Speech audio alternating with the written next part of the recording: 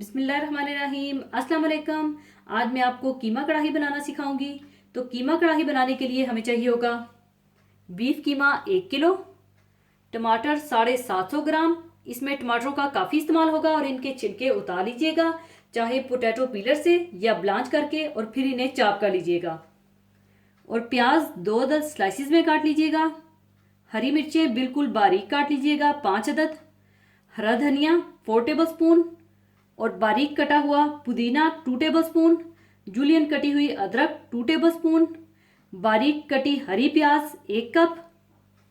और 3/4 कप तेल, half cup दही, पिसा हुआ अदरक लहसुन 2 टेबल स्पून, भुना हुआ और कुटा हुआ धनिया 1 टेबल स्पून, भुना हुआ और कुटा हुआ जीरा 1 टेबल स्पून, फ्रेश कुटी हुई काली मिर्चें 1 टीस्पून, कसूरी मेथी 1 टेबल स्पून, सुर्ख मिर्च पाउडर 1 टीस्पून, और नमक हस्बे ज़रूरत, और कुटी लाल मिर्चें हाफ टी स्पून, और गरम मसाला पाउडर हाफ टी स्पून चाहिए होगा।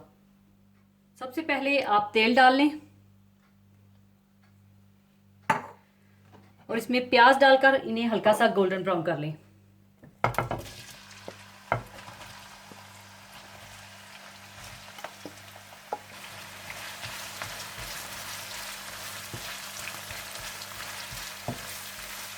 और जब प्याज हल्के गोल्डन ब्राउन हो जाएं तो आप इसमें पिसा हुआ अदरक लहसुन डालकर अच्छी तरह से भून लें।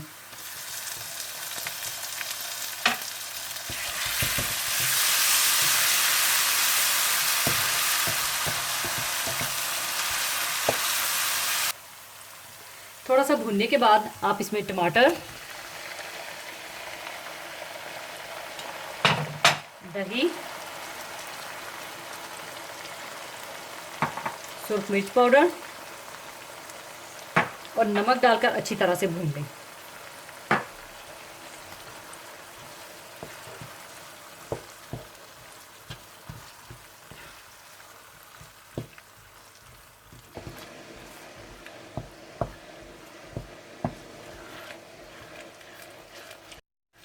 जब दही और टमाटरों का पानी खुश्क हो जाए और मसाला अच्छी तरह से भून जाए तो आप इसमें कीमा डालकर भून लें।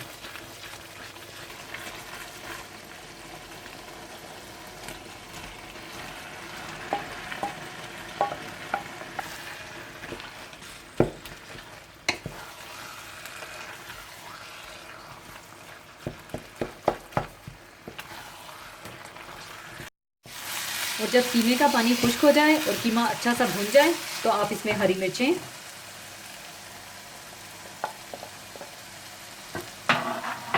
भुना कुटा धनिया, भुना कुटा जीरा, कुटी काली मिर्चें, कसूरी मेथी और कुटी लाल मिर्चें, इन्हें डालकर अच्छी तरह से मिक्स कर लें और थोड़ा सा और भून लें।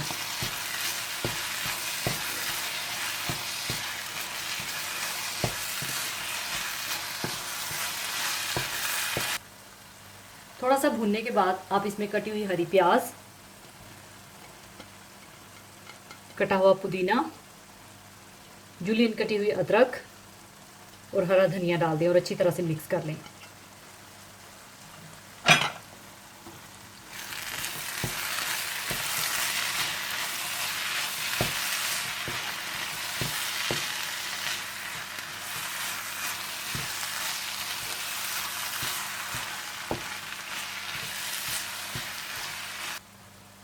अच्छी तरह मिक्स करने के बाद ऊपर आप गरम मसाला डाल दें और इसे ढक दें और 5 मिनट के लिए बिल्कुल हल्की आंच पर दम लगा दें। कीमा कढ़ाई तैयार है। अब इसे मैं दूसरे बर्तन में शिफ्ट कर लूँगी।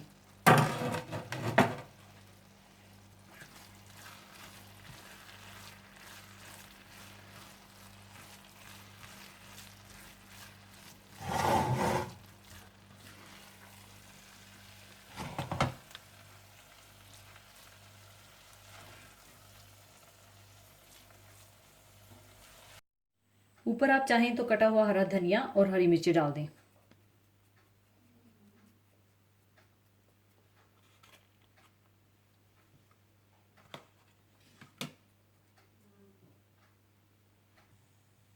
साथ चाहें तो लेमन के स्लाइसिस रख दें।